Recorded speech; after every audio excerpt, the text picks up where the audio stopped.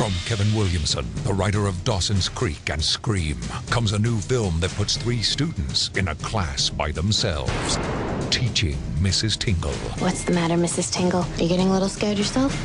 Things are just starting to get fun. That's right. Today we're talking about Teaching Mrs. Tingle, a 1999 black comedy that raises the question of what exactly does irony mean, and also focuses on 3 students who decide to kidnap and hold their teacher hostage. Unlike other black comedies that came out around this time, like Jawbreaker, Drop Dead Gorgeous, and Election, this one doesn't really hit the mark, and I'll talk about why in a little bit, because as always, I really want to start with the plot. Now, I won't be giving the whole plot away because that's what got my last video on this taken down, but I will say a little bit. We start by meeting our core characters, Leanne, who's your classic overachiever who has big dreams, and in this case, those dreams hinge on her getting the top grades in her class, being valedictorian, and getting the scholarship that goes along with all of that. Jolynn is her quirky friend, who is also an actress. Trudy is her snooty nemesis, and Luke is the object of Jolynn and Leanne's affections, and he also likes Leanne. Everybody is getting ready to present their history projects to the queen herself, Helen Mirren, as Mrs. Tingle. Mrs. Tingle is a character who everybody is afraid of and or hates, including her colleagues. She also has no filter, which is apparent when Luke presents his project.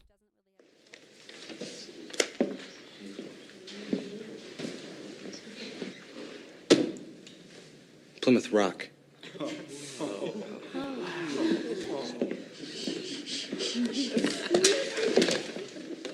Your work, Mr. Cherner, is very reminiscent of a young man who sat in that same chair some 20 years ago. He, too, had the words, "No future," printed on his forehead.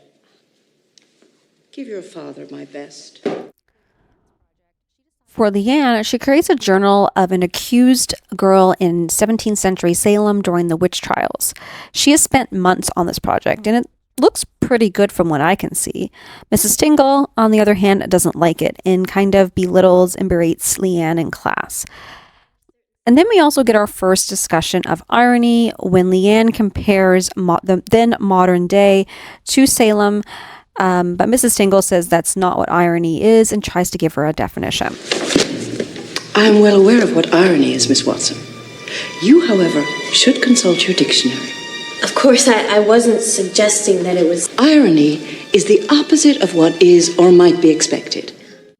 Afterwards, we see Leanne and Jolynn working on graduation seating charts for extra credit. I'm not sure how this gets you extra credit because it's not a class, but they do. And Luke walks in, beer in hand, and presents Leanne and Jolynn with Mrs. Tingle's stolen history final. Of course, Leanne wants nothing to do with this and tries to leave, but of course, Mrs. Tingle walks in, sees the stolen test, and thinks that Leanne is cheating. Mrs. Tingle doesn't listen, and she takes the test and the fact that these 3 are cheating to the principal, who has left for the day. So it actually gives the trio some time to try to figure out what to do because Mrs. Tingle isn't going to report them until the next day. Their plan is to go to Mrs. Tingle's house that evening. Instead of waiting or maybe confronting her later, no, they go to her house in the middle of the night. Also, props Mrs. Tingle for getting this house because it is amazing on a teacher's salary. We get several confrontations from each of the characters, and they basically barge their way into Mrs. Tingle's house.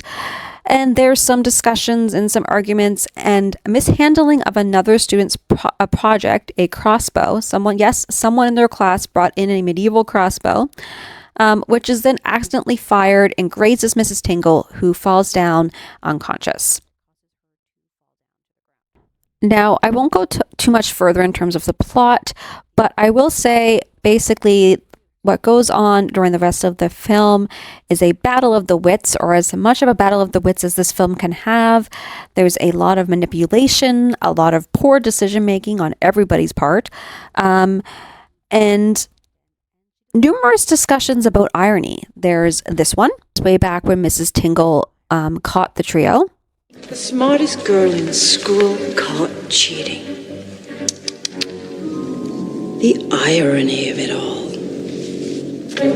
The next one is when Leanne or Mrs. Tingle accuses Leanne of always playing the victim like a Salem witch, and Leanne calls it ironic. And the last one is when it's expected by Mrs. Tingle that she is the one that's going to be the winner in all of this, and in reality, she wasn't. I've wanted to say this to you for 20 years. You're fired.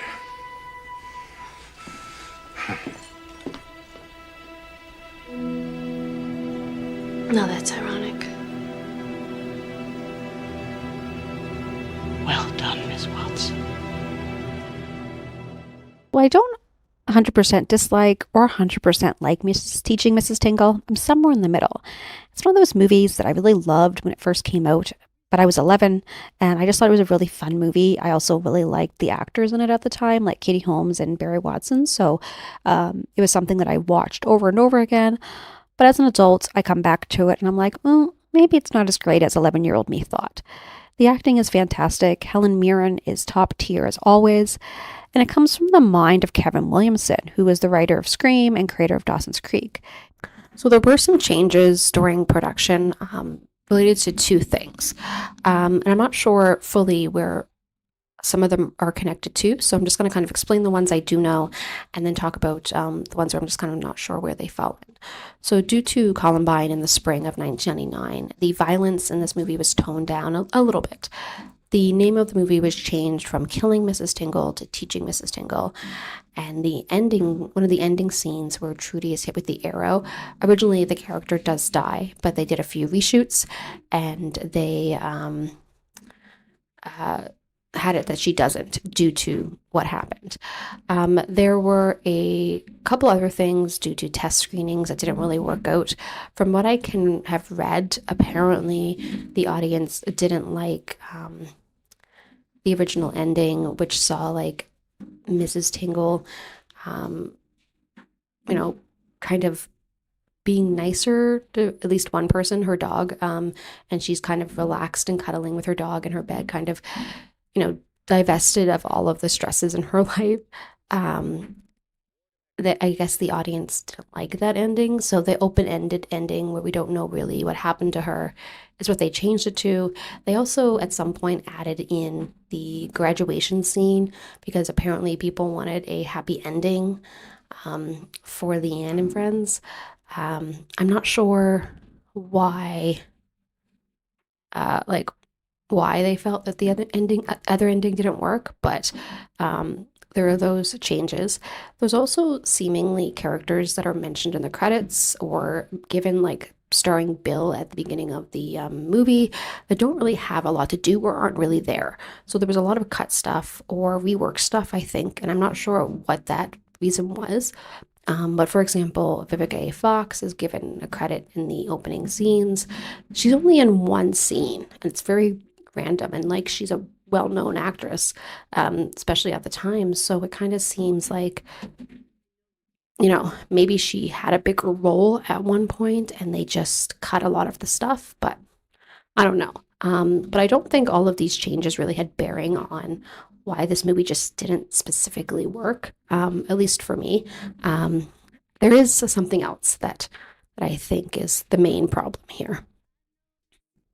I think the biggest thing with Teaching Mrs. Tingle is the characterization of Leanne. In a lot of Black comedies, not all characters, but a lot of characters in a lot of movies, I find that most of the characters never fall into that black or white, good or bad category. They fall into this morally gray area where we're not 100% rooting for them, but we just see them as the better characters, the better choices. So take Jawbreaker, for example. The character of Julie and the character of Fern, they are definitely morally gray. Courtney is evil, Marcy is evil. Fern and Julie make decisions that aren't 100% great and aren't 100% bad. They just make things that are better for them and their situation. Just, using Fern as an example, she chooses popularity over telling the police because it's better for her. So morally gray, right? So as for going back to Teaching Mrs. Tingle, The movie wants us to perceive Leanne as this underdog, as this character that has no other choice, as the character that we want to see succeed because her life is so hard and she has so many things working against us. But she's supposed to be morally gray, as Jolyn tells us for this. I did sleep with him. Joe, I'm so sorry. I didn't think that. I knew, but I just listened to that little voice like you said. You know, you pretend to be so innocent, but in reality, you'll do anything to win. You're worse than Tingle. You're a Tingle in sheep's clothing. Despite this, the movie wants us to believe she is a completely, or mostly 90% innocent character in all of this, and that these are things she has to do because it's the only way for her to overcome everything that's been pushing down against her. When in reality, it's not. She could think about these things and make better decisions, but she chooses to do things that better her life, that get her ahead. Everything from confronting her teacher at her teacher's home to, you know, sleeping with the guy her best friend likes. All of these things are because she wants them, not because she has to do them. But the movie again pushes this idea that we should be rooting for her. We want her to succeed. We want to see her have that happy ending at graduation. But maybe that's the irony of this movie. Like, the whole idea of irony is a theme throughout. And maybe the movie, you know, the ironic thing is that they want us to cheer for Leanne, but the irony is that maybe we're not supposed to. Maybe there's an underlying theme here beyond everything that we're supposed to take away from it. And I mean, I could be reading a bit too deeply into this, but maybe that's the whole point of this. That the irony is that Leanne isn't the character we're supposed to be rooting for, that she isn't the one that we're supposed to see have a happy ending, despite them giving her one in reshoots. Anyway, those are my thoughts on Teaching Mrs. Tingle and why I think, in hindsight, it just didn't really work. As always, let me know in the comments if you like Teaching Mrs. Tingle or if you disagree with what I've said. And also if you have a favorite Black comedy from this late 90s, early 2000s era that you love. Let me know about that below as well. The final thing I will say is that one thing that the movie does have going for it, like all movies seemingly of this time period, is that it has a great soundtrack. So if nothing else, watch it for the music because it's top notch.